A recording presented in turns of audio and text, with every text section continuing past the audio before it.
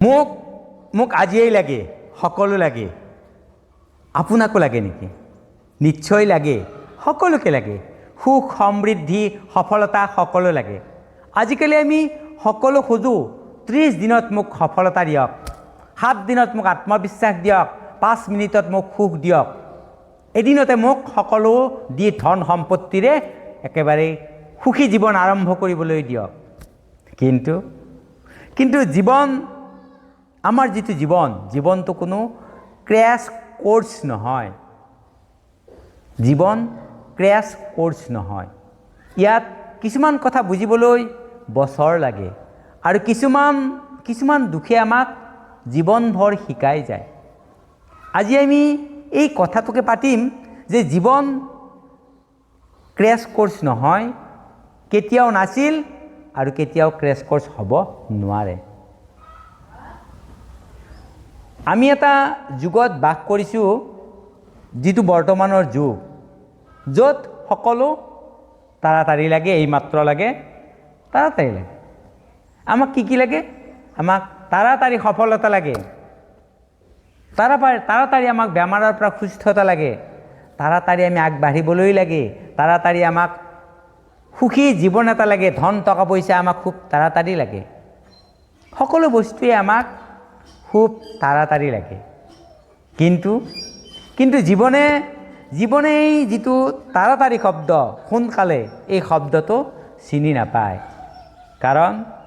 কাৰণ জীৱন crash course নহয়। যদি জীৱন ক্ৰেছ কোৰ্ছ হ'লহেঁতেন তেতিয়াহ'লে সকলো তাড়াতাড়ি হ'লহেঁতেন। ক্ৰেছ কোৰ্ছে আমাক শিকায় কি কৰিব লাগে, কেনেকুৱাকৈ আগবাঢ়িব লাগে। কিন্তু জীৱনে আমাক শিকায় কেনেকৈ আমি অনুভৱ কৰিব লাগে, কেনেকৈ আমি শিকিব লাগে। কি শিকিব লাগে? দুখ কেনেকুৱা লাগে, দুখ আমি কেনেকৈ অনুভৱ কৰোঁ, সুখ কি, অপেক্ষা, আমি যদি কাৰোবাক বা কিবা এটা কামৰ কাৰণে অপেক্ষা কৰোঁ, অপেক্ষা কৰাটো সময়খিনি কিমান গধুৰ। কিবা এটা বস্তু যদি আমি হেৰুৱাইছোঁ, এটা সম্পৰ্ক, কিবা এটা বস্তু, সেই হেৰুৱাৰ যিটো নীৰৱ যন্ত্ৰণা, সেই যন্ত্ৰণা কিমান কষ্টকৰ। এইবোৰ একেলগে শিকাব নোৱাৰি বা নোৱাৰে। জীৱনে অনুভৱ কৰিবলৈ আমাক সময় দিয়ে বা আমাক সময় লাগে। যদি জীৱনে একেলগে এইবোৰ দুখ দিলে, যেনে আমাক যদি জীৱনে দুখবোৰ দিয়ে যে বিশ্বাসভংগতা, ব্যৰ্থতা, আপুনি ক'ৰবাত হাৰি গৈছে, ব্যৰ্থতা, অকলশৰীয়া, আপোনাৰ পৰা মানুহবোৰ আঁতৰি গৈছে, অনিশ্চয়তা, যদি কিবা এটা কাম হ'ব নে নহ'ব, এনেকুৱা দুখবোৰ যদি আপোনাক একেলগে যদি জীৱনে দিয়ে, হয়তো আপুনি শিকিব পাৰিব, কিন্তু আপুনি হয়তো সহ্য কৰিব নোৱাৰিব। জীৱনে যদি এইবোৰ একেলগে শিকাব যায়, দিয়ে, মানুহে সহ্য কৰিব পাৰিবনে? নিশ্চয় নোৱাৰে। সেইবাবে জীৱনে পাঠবোৰ, আমাৰ জীৱনত যিটো শিকিবলগীয়া পাঠবোৰ, ক'ত কি কৰিব লাগিব, এই পাঠবোৰ এটা এটাকৈ দিয়ে, ধীৰে ধীৰে দিয়ে, লাহে লাহে দিয়ে। জীৱনত শিকিবলৈ কোনো এটা শ্বৰ্টকাট পদ্ধতি নহয়, বা জীৱনটো এটা শ্বৰ্টকাট নহয়। এই জীৱনটো হ'ল এটা গঠন প্ৰক্ৰিয়া। এটা দিনতে মানুহ শক্তিশালী হ'ব নোৱাৰে বা নহয়। ক্ৰেছ কোৰ্ছত হয়তো আপোনাৰ একেলগে কিছুমান পদ্ধতি বা প্ৰশ্ন বা কিছুমান ছিষ্টেমত একেলগে সোমোৱাই দিব, তাৰ পৰা আপোনাৰ কি লাভ হ'ব আপুনি নিজেই জানে। কিন্তু জীৱনে লাহে লাহে আপোনাক শক্তিশালী কৰিব। বহু দুখ, বহু কষ্টৰ দিন ৰাতি পিছতহে মানুহ শক্তিশালী হয়।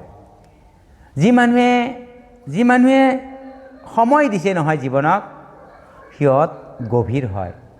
জীৱনটো ভালদৰে বুজা হয়।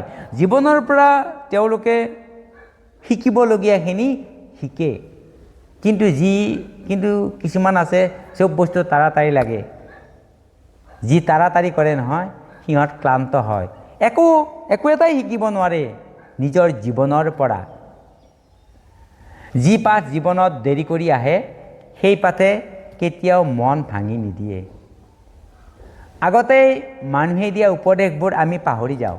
কোনোবাই পঢ়াৰ সময়ত বা কলেজলৈ যোৱাৰ সময়ত বা কিবা এটা কাম কৰোঁতে যিবোৰ পৰামৰ্শ দিছিল সেইবোৰ আমি পাহৰি যাওঁ। সময়ত আমি সেইবোৰ গুৰুত্ব নিদিওঁ বা আমাক সেই সময়ত মনত পৰিলেও তাৰপিছত আমি পাহৰি যাওঁ। কিন্তু আপোনাক যদি দুখে, হতাশায় বা আপোনাক বিপদে যদি কিবা এটা কথা শিকাইছে নহয়, সেই কথাটো আপুনি কেতিয়াও পাহৰিব নোৱাৰে বা পাহৰি নাযায়। কাৰণ দুখে শিকোৱা পাঠ মনত শিলৰ ৰেখাৰ দৰে হৈ যায়, স্থায়ী হৈ থাকি যায়। দুখে শিকোৱা আপোনাৰ জীৱনৰ যিটো পাঠ সেইটো স্থায়ীভাৱে আপোনাৰ মনত থাকি যায়। আমি কেতিয়াবা ভাবোঁ যে মই নিজকে জানো, কিন্তু ভুল নকৰালৈকে আমি নিজক নাজানো। আমি যদিও ভাবোঁ যে মইতো এইটো, কিন্তু যেতিয়ালৈকে আমি ভুল নকৰোঁ তেতিয়ালৈকে আমি নিজক নাজানো।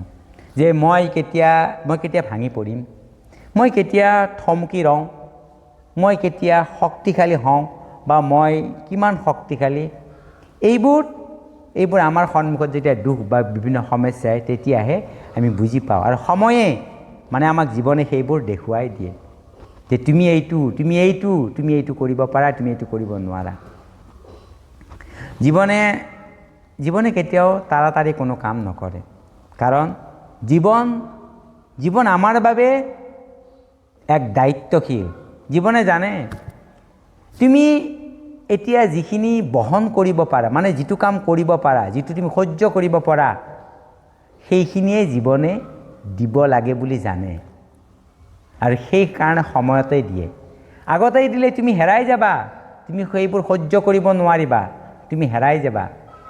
জীৱনৰ বাবে তুমি এইটো অৱহেলা নহয়, এইটো জীৱনৰ বাবে তোমাৰ প্ৰতি লোৱা জীৱনৰ এটা যত্ন। যিটো যত্ন জীৱনে লৈছে সেইটো কেৱল তোমাৰ বাবে লৈছে। তুমি যদি আজি ভাবিছা যে মোৰ জীৱনৰ ৰথ বহুত বেছি লাহে লাহে আগবাঢ়িছে, মনত ৰাখিবা, লাহে লাহে আগবঢ়া মানে পিছ পৰি যোৱা নহয়, লাহে লাহে আগবঢ়া মানে ৰৈ যোৱা নহয়। কিয় নহয় জানে? কাৰণ জীৱনটো ক্ৰেছ কৰ্ছেই নহয়, জীৱন এটা গভীৰ পাঠ্যক্ৰম। য'ত সময় লাগে শিকিবলৈ, য'ত ভুল লাগে শিকিবলৈ, আৰু নীৰৱতা লাগে মানুহ হ'বলৈ। মোৰ এই জীৱনৰ যিটো অনুভৱৰ সঁচা কথাখিনি আপোনালোকৰ লগত শ্বেয়াৰ কৰিলোঁ। ভাল লাগিলে বা আপোনাৰ মনত যদি ক'ৰবাত যদি অকণমান কিবা এটা মিলা যেন পাইছে বা অনুভৱ কৰিছে, তেতিয়াহ'লে মোৰ লগত আজীৱন থাকিব। এনেকুৱা কথা আপোনালোকৰ লগত পুনৰাই পাতিম। আজিলৈ এৰিলোঁ। পুনৰ আপোনালোক সকলোকে নমস্কাৰ।